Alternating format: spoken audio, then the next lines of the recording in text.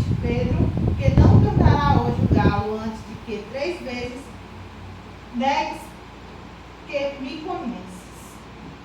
E aqui já no versículo 54. Então prenderam, levaram e meteram em casa do sumo sacerdote. E Pedro seguia de longe. Glória a Deus, aleluia. Apóstolo Pedro, a qual a palavra de Deus bem cita nas Santas Escrituras, ele foi um dos que teve nesses próprios livros, né, a ser transmitido aquilo que o Espírito Santo nos passava para ele para a igreja. E o apóstolo Pedro, ele era aquele crente que andava com Jesus, via Jesus realizar milagres, via Jesus expulsar endemoniados, via Jesus curando enfermidades impossíveis aos olhos humanos, coisas que ele nunca tinha visto. O apóstolo Pedro via Jesus fazendo, coisa que ele nunca tinha visto na vida, né? Curando enfermidades, expulsando endemoniados, realizando maravilhas, multiplicando pão e peixe.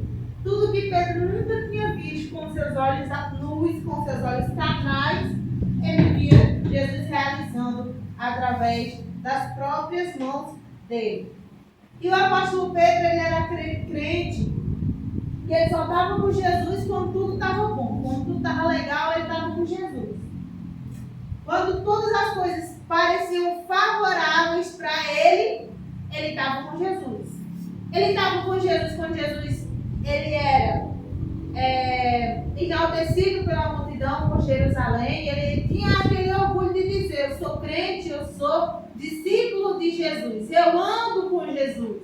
Jesus me escolheu, Jesus me colocou para pertinho dele, eu faço parte dos 12. Ele era esse tipo de crente, que ele andava com Jesus quando tudo estava bom, quando tudo estava legal, todas as coisas estavam favoráveis para ele, quando tudo estava bom, ele estava com Jesus. E Pedro, ele era aquele crente a qual a promessa da igreja estava sobre a vida dele. Pedro, ele era casado, né? Então, a igreja apostólica romana ali usa Pedro como padre. Isso não tem como, porque Pedro era um homem casado. A Bíblia diz que Jesus ele curou a sogra de Pedro. Então Pedro ele era um homem casado, né? Ele tinha sua mulher, bem como sua sogra. Então Pedro ele não foi o primeiro padre, como a igreja apostólica romana prega. Mas Pedro ele era aquele homem em que a promessa da igreja estava sobre a vida dele. Tanto é que Jesus fez uma promessa para ele. Ele disse: Pedro, sobre esta pedra edificarei a minha igreja, e as portas do inferno não prevalecerão contra ela. Então Pedro estava debaixo de uma grande promessa. A Bíblia diz no livro de Atos, capítulo 2, que Pedro, através da pregação do nosso Senhor Jesus Cristo, e através da remissão dos pecados, de convencimento dos pecados, através da palavra de Deus, que é a única que convence o homem do pecado, através diretamente do movimento do Espírito Santo sobre a vida do homem. A Bíblia diz que Pedro ele começou a pregar sobre uma grande multidão. E era tão forte e tão poderosa a mensagem da cruz que Pedro pregava, que cerca de 3.000 homens se converteu em apenas uma única noite sobre a pessoa de Pedro. E Pedro ele era um pastor que ele era usado por Deus, né? Mas nessa ocasião, ainda menino na fé, ainda caminhando com Jesus, né? Via Jesus realizar seus últimos milagres antes da crucificação. E Jesus, quando ele estava com seus discípulos, ele sempre dizia: eu irei, eu me entregarei, mas depois de 3 dias eu ressuscitarei. Então Jesus, quando estava com os discípulos, ele já sabia o que iria de vir. Porque além de Jesus ele estava na forma de homem, ele permanecia sendo Deus. Ele era onisciente, ele tinha conhecimento sobre todas as coisas, bem como onipotente, onipresente. E a Bíblia diz que Pedro, ele estava com Jesus nesses últimos momentos antes da crucificação. E a Bíblia diz, nesses versículos do capítulo 22, versículo 31, diz que o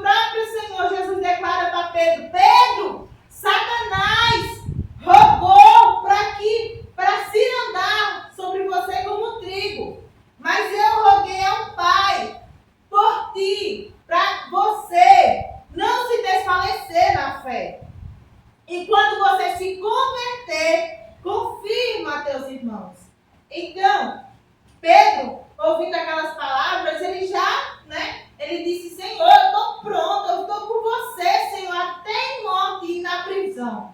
Eu estou com o Senhor na morte, estou com o Senhor para o que der e vier. Mas Jesus, conhecendo todas as coisas, viu o coração daquele crente de Pedro e disse, antes que o galo cante, Pedro, tu me negarás 3 vezes. Aleluia. Louvado o nome do Senhor. Nós, muitas das vezes, somos os crentes como Pedro foi. Queremos estar com o Senhor Jesus só quando as coisas estão favoráveis. Quando tudo está bem, a saúde está favorável, tudo está bem. Mas quando a coisa começa a arrochar, aprenderam Jesus. E a Bíblia diz aqui no versículo 54 que Pedro começou a seguir Jesus de longe. E começaram a perguntar, tu seguia ele, tu estava com ele, tu andava com ele, tu falava igual a ele, tu está falando igual a ele. E Pedro, em todas as oportunidades que foi, como era predestinado, como foi falado por Jesus, ele pegou o Senhor. Louvado é o nome do Senhor. Então que possamos nos converter, os nossos corações, assim como Pedro se converteu, para que possamos entrar no céu como Jesus, como o Senhor, semelhante a Cristo, fazendo o papel que Cristo nos imputou a fazer, morrendo naquela cruz pelos nossos pecados, pelo pecado de Pedro, pelo pecado dos discípulos que não estavam com ele, nem em prisão e nem na morte. Estavam com ele quando ele fazia milagres, quando ele curava, quando ele expulsava endemoniados, quando ele multiplicava como peixe. Mas as coisas apertaram, todos saíram de perto de Jesus. E a Bíblia diz que ele, como cordeiro mudo, foi levado ao matadouro, sozinho, rejeitado, louvado o nome do Senhor, abandonado. Ele se fez maldito e ele se fez igual ao homem, a Bíblia diz.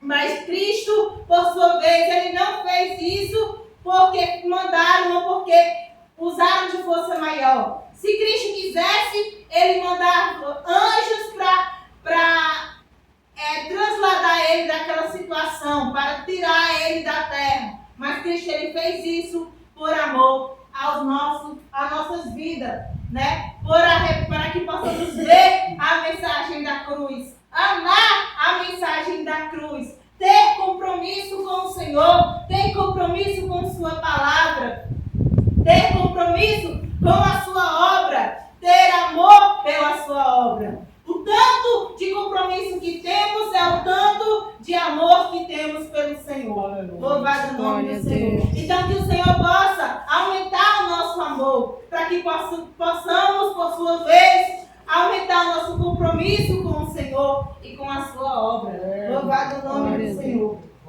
Porque o Senhor, ele se fez maldito como um homem para que possamos nos arrepender todos os dias, para que possamos ter o nosso pecado perdoado. Não é pecado do que você pode ver, mas é pecado daquilo que você não vê. É pecado daquilo que somente o Senhor sabe que é pecado. Então, que por nossa vez, se nossos pecados sejam perdoados, como foram ali na cruz do Calvário, por Jesus Cristo, pela pessoa de Jesus.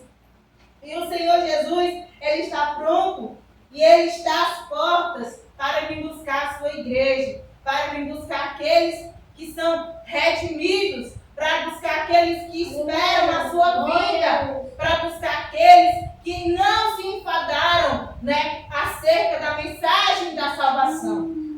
E o Senhor Jesus, ele está às portas para vir buscar a sua igreja. Então nós vamos ser crentes, não como Pedro foi, que apenas seguia ao Senhor de longe, achava bonito, e quando as coisas arrocharam, eles não ficaram lado a lado com o Senhor. Ele seguia ao Senhor de longe. Então que possamos estar perto do Senhor, que possamos levar a nossa cruz, tendo Jesus na nossa vida. Porque naquela situação, o Senhor, ele foi abandonado pelos seus discípulos. Então que possamos não abandonar o Senhor, mas que possamos ir com o Senhor até em morte, até em prisão se for necessário, mas que possamos estar com o Senhor e não seguindo de longe. Aleluia, que possamos converter nossos corações para estar pronto para essa oportunidade de seguir ao Senhor.